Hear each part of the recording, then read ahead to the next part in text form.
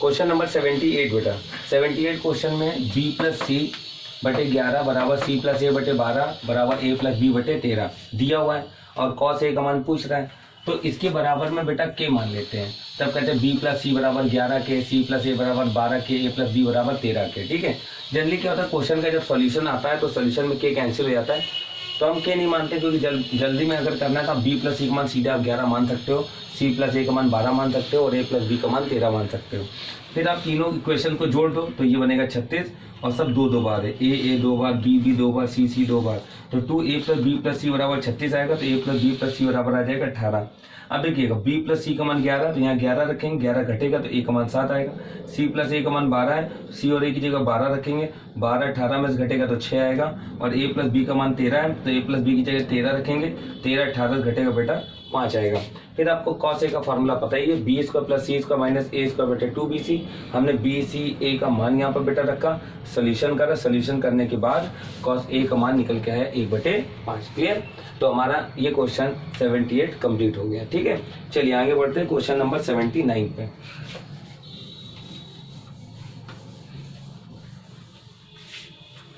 Question number 79 में बोला जा रहा है 7, 3, 1, 8। क्वेश्चन नंबर 79, 7, 3, 1, 8, 7, 3, 1, 8 का माध्य 6 है तो a का मान क्या होगा? का माध्य 6 है, माध्य 6 है तो a का मान क्या होगा? देखिए माध्य का मतलब होता है सबको जोड़कर divided by 1 2 3 4, 7 plus 3 plus a plus 8 divided by 1 2 3 4 बराबर माध्य। अब माध्य हमको यहाँ पर 6 दिए हुआ है तो अब हम माध्य की जगह लिख देंगे 6, यह आ जाएगा 6 चौके 24, 7 3 10 8 18, 18 प्लस a बराबर 24, तो बेटा a का मान आ जाएगा 6। क्लियर, तो a का मान क्या निकला है 6। चलिए क्वेश्चन नंबर 80 देखिए बेटा, क्वेश्चन नंबर 80 में दिया हुआ है 1 plus 2 plus 3 plus 4 plus 5 plus 6 plus dot dot 25 पदों तक का योग क्या होगा? 25 पदों तक का योग क्या होगा? बेटा अगर इस चीज को देखें तो ये लिखा है 25 प्राकृतिक संख्याओं का योग, जो फार्मूला होता है n प्राकृतिक संख्याओं का योग, n+1/2 बराबर होता है योग। तो ये n प्राकृतिक संख्याओं का योग होता है, यहाँ पर 25 पद है तो यहाँ 25 लिख दीजिए, 25 और 1 26, तो बटे में कितना आ जाएगा 2, तो आ जाएगा 13, 13 पंचे 65 की 5 से लगा 6, 13 दूनी 26 और 6 32, तो आंसर हमारा निकल के आएगा 325। तो बेटा इस क्वेश्चन का आंसर 325 है और ऑप्शन नंबर बी हमारा करेक्ट होगा। क्लियर बेटा, चलिए आगे बढ़ते हैं। अगला क्वेश्चन दिया हुआ है ए और बी दो नंबर के बीच का समांतर माध्य 4 है। क्वेश्चन नंबर 80 है, 80 नहीं 81, क्वेश्चन नंबर 81, दो नंबर ए और बी के बीच का समांतर माध्य दिया हुआ बेटा 4। ठीक है, तो समांतर माध्य 4 है और दो नंबर ए और बी के बीच का गुणोत्तर माध्य 2 है, ए और बी के बीच का गुणोत्तर माध्य 2 है बेटा। ठीक, तो ये कहा जा रहा है, ये बताइए a, 1, b काय में होंगे? तो a, 1, b ये किस में होगा, मतलब ये कौन सी सीरीज होगी? तो देखिए ये समांतर माध्य मतलब am है और ये है gm। बेटा एपीजीपी का जो कॉन्सेप्ट मैंने क्लास में पढ़ाया था तो मैंने आपको एक चीज बताई थी कि दो नंबर के बीच का समांतर माध्य दिया हो, दो नंबर के बीच का गुणोत्तर माध्य दिया हो, तो समांतर माध्य को हमेशा m मानते हैं, गुणोत्तर माध्य को हमेशा n मानते हैं। तो वो नंबर अलग अलग निकाल के आते हैं, m plus under root m square minus n square, और b बराबर निकल के आता है m minus under root m square minus n square. Clear, अब m का मान कितना हमारे पास 4 और n का मान कितना है 2, तो यहाँ लिखेंगे 4 प्लस अंडर रूट 4 का स्क्वायर क्या हो जाएगा 16 और माइनस 2 दूनी 4, तो बेटा ये निकल जाएगा 4 प्लस अंडर रूट 12, और सेम इसी की तरह इसको हल करेंगे तो आएगा 4 माइनस अंडर रूट 12। तो देखो बेटा हमें a और b का मान पता चल गया। अब हमसे कह रहे हैं बताइए a 1 और b काय में है, तो हम ये बोलेंगे a 1 और b ये किस में है? तो a का मान क्या है 4 प्लस अंडर रूट 12 और फिर 1 और 4 माइनस अंडर रूट 12। देखिए इनका कॉमन डिफरेंस जो है वो सेम नहीं निकल रहा है, तो ये एपी हो नहीं सकती और जीपी ये दिख नहीं रही है, तो अब हमको देखना पड़ेगा क्या ये एचपी है। तो देखिए एचपी की कंडीशन क्या होती है, एच बराबर 2ab upon a plus b होता है, तो h होता है ये बीच वाला मान, तो ये 1 बराबर 2 ab का मतलब होता है बेटा इन दोनों नंबर का मल्टीप्लाई। थोड़ा बेटा यहाँ पर जगह की कमी है तो इस चीज को हम आपको यहाँ समझा देते हैं। देखिए h का मान कितना दिया 1, तो 1 बराबर 2 और ab ये और ये नंबर, तो a प्लस बी गुणा a माइनस बी, तो a square minus b square आ जाएगा, तो 4 का स्क्वायर 16 माइनस अंडर रूट 12 का स्क्वायर बेटा 12 आ जाएगा, बटे a प्लस बी मतलब दोनों नंबर का योग, तो रूट 12 से रूट 12 कट गया और का 4 4 8। तो बेटा देखो 16 में से 12 घटेगा कितना आएगा 4, और 4 दूनी 8, तो 8 माइनस 8 करके क्या हो जाएगा 1। तो इसका बेटा मतलब हुआ 1 बराबर 1, मतलब राइट बराबर लेफ्ट। अगर राइट बराबर लेफ्ट प्रूव हो रहा है तो इसका मतलब है कि ये तीनों नंबर हमारे काहे में होंगे, HP में होंगे। किसमें होंगे बेटा, HP में। ठीक, तो अब हम बोल सकते हैं कि A1B HP में होंगे, तो हमारे क्वेश्चन का आंसर A सही होगा, HP। क्लियर। चलिए अगला क्वेश्चन नंबर 82 क्वेश्चन देखिए। क्वेश्चन नंबर 82 में बेटा बोल रहा है, क्वेश्चन है 12PR बराबर 1320, तो R का मान क्या होगा। क्वेश्चन नंबर 82 में बोल रहा है 12PR बराबर 1320, तो कह रहा है ये बताइए R का मान क्या होगा, और ऑप्शन दिया हमें 2 3 1 4। देखिए 12PR बराबर 1320, तो NPR का फार्मूला होता है फैक्टोरियल n बटे n माइनस आर फैक्टोरियल। अब देखिए n का मान कितना 12, तो 12 फैक्टोरियल बटे 12 माइनस आर फैक्टोरियल, तो 12 minus R factorial. Clear, 12 minus R factorial बराबर 1320।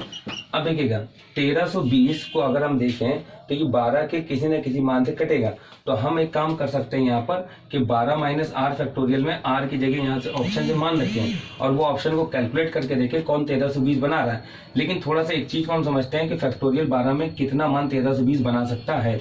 तो जैसे हम 12 गुणे 11 गुणे 10 करके देखें तो ये होगा 11 दूनी 22 की 2 हासिल लगा 2, 11 के अंदर 11 और 2 13, और ये 13 और 20 बन रहा है। तो यहाँ से हमको दिमाग में एक बात समझ में आई कि अगर हम यहाँ लिखें 12 गुणे 11 गुणे 10 गुणे फैक्टोरियल 9 पर रोक दें और बटे में 12 माइनस आर फैक्टोरियल लिखा रहने दें और बराबर में 1320 है बेटा। ठीक, तो अब देखिएगा 12 गुणे 11 गुणे 10 ये 1320 होगा, तो ये और ये आपस में क्या हो जाएगा कैंसिल, तो फैक्टोरियल 9 बटे 12 माइनस आर फैक्टोरियल बराबर कितना आ जाएगा 1। तो जो ऑप्शन यहाँ पर रखें उससे 1 कैसे बनेगा कि यहाँ लिखा हुआ ऑप्शन 12 में से घटाने पर फैक्टोरियल 9 बना दे, तो फैक्टोरियल 9 से फैक्टोरियल 9 कैंसिल हो जाएगा, तो हम लोग कह देंगे राइट बराबर लेफ्ट आ गया। तो इसका मान आर का मान फिर 3 सही होगा कि अगर हम यहाँ पर 3 रख दें तो 12 माइनस 3 9 फैक्टोरियल से 9 फैक्टोरियल कट जाएगा और आंसर हमारा क्या आ जाएगा 1। तो राइट बराबर लेफ्ट। तो देखिए ऐसे में हमारी बहुत सारी मेहनत बच गई, वरना अगर हम बिल्कुल बेसिक से जाते हैं तो बेटा हमको थोड़ा क्वेश्चन नंबर 83 बेटा 83 नंबर क्वेश्चन में बोला जा रहा है 12 मीटर लंबी सीढ़ी दीवार की ऊपरी सतह पर पहुंचती है। क्वेश्चन नंबर 83 में देखिएगा 12 मीटर लंबी सीढ़ी, एक ये दीवार पहले बना लीजिए और ये बना लीजिए धरातल जमीन।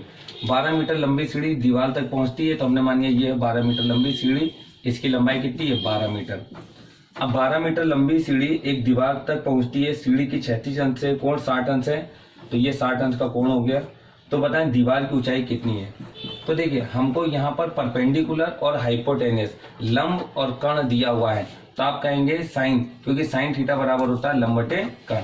अगर साइन थीटा होगा तो साइन थीटा बराबर लंब बटे कर्ण, तो इसको हम लोग बोलेंगे परपेंडिकुलर अपॉन हाइपोटेनस। तो थीटा का मान कितना है 60, तो बोला जाएगा साइन 60 बराबर परपेंडिकुलर कितना h, हाइपोटेनस कितना 12, तो h बराबर रह जाएगा 12 इंटू साइन 60 का मान √3/2, तो 2 से 2 काटा तो ये आ जाएगा 6√3। तो हम ये बोल सकते हैं कि दीवार की ऊंचाई कितनी है 6√3। ऑप्शन नंबर बी हमारा करेक्ट होगा।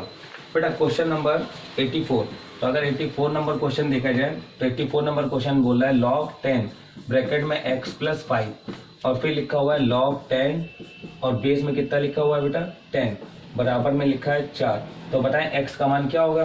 तो देखिएगा log 10 बेस 10 1 हो जाएगा और 1 उधर जाए घटेगा तो 3 हो जाएगा, तो ये आएगा log बेस में 10 और x + 5 बराबर में 3 आ गया, तो x + 5 बराबर में 10 की घात क्या हो जाएगा 3, तो 10 घात 3 कितना हो जाएगा 1000, तो x + 5 बराबर आ जाएगा 1000, तो x बराबर आ जाएगा 995।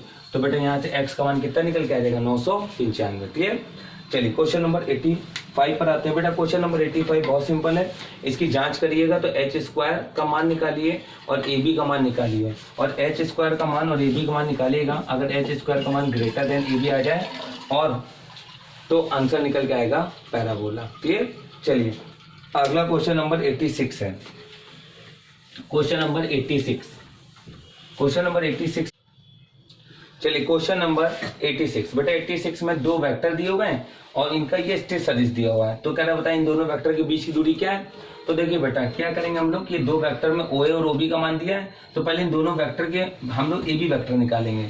तो इस वेक्टर AB का वैल्यू होगा OB माइनस OA, तो OB से जब OA को माइनस करेंगे तो आएगा 3i प्लस 4j। फिर AB वेक्टर का मॉड निकालेंगे, मॉड निकालने पर जो मान निकल के आए बेटा वही हमारी क्या होगी दूरी।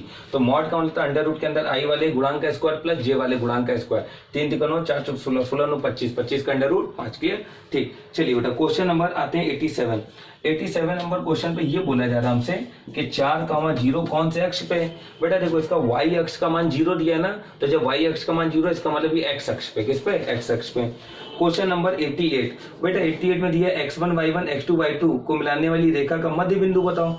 बच्चों अगर x1 और y1 और x2 y2 का मध्य बिंदु निकालना है तो वो होगा x1 plus x2 y2 y1 plus y2 y2। तो according to option number 1 will be correct. चलिए क्वेश्चन नंबर 89 पे आते हैं। क्वेश्चन नंबर 89 नंबर क्वेश्चन देखिएगा। 89 नंबर क्वेश्चन में बोला जा रहा है उस रेखा का समीकरण क्या होगा जो y अक्ष पर अंतःखंड x अक्ष के अंतःखंड का दुगुना है। तो देखिएगा पहले इसकी रेखा का समीकरण बनाइए, उस रेखा का समीकरण ये होता है। ठीक, अब कह रहा है x अक्ष का अंतःखंड A, y अक्ष का अंतःखंड B है। कह रहा है उस रेखा का समीकरण क्या होगा जो y अक्ष पे अंतःखंड x अक्ष के अंतःखंड का दुगुना है। तो y अक्ष का अंतःखंड B वो x अक्ष के अंतःखंड का 2 गुना है, मतलब ये बोल रहा है। फिर बोला जा रहा है कि तथा 3,4 से गुजरती है वह रेखा। चलिए मान रख दीजिए x upon a plus y upon 2a बराबर 1। अब ये गुजरती किससे, 3,4 से, तो जब 3,4 से गुजरती है तो 3 यहाँ रखेंगे बटे a प्लस 4 यहाँ रखेंगे बटे 2a बराबर 1। तो 2 दूनी 4, तो यह आ जाएगा 3 बटे a प्लस 2 बटे a बराबर 1। तो 3 2 5, 5 बटे a बराबर 1। तो a का मान कितना आ जाएगा 5। क्लियर। तो हमारे पास a का मान 5 आया, तो कह रहा है रेखा कौन सी है। तो भाई यहाँ पर अगर हमने कैलकुलेशन करा है तो कैलकुलेशन में यहाँ a की जगह 5 और यहाँ 5 रख दीजिए, तो आ जाएगा x बटे 5 प्लस y बटे 10 बराबर क्या आ जाएगा 1। एलसीएम लेंगे तो 10 आएगा, 5 दूनी 10, 2x आ जाएगा, 10 के अंदर 10 y आ जाएगा, तो बन जाएगा 2x plus y equal to क्या आ जाएगा 10। तो हमारा फाइनल आंसर निकल के आएगा 2x plus y equal to 10। Option के हिसाब से देखा जाए तो ऑप्शन नंबर 2 बेटा हमारा करेक्ट होगा। ठीक है, तो ये हमारा क्वेश्चन नंबर 89 तक कंप्लीट हो गया है। अब इसके आगे का 81 से लेकर 110 तक के लिए एक नया वीडियो बनाया जाएगा, उसमें हम आपको इसके आगे क्वेश्चन कराएंगे। ओके बेटा, थैंक यू वेरी मच।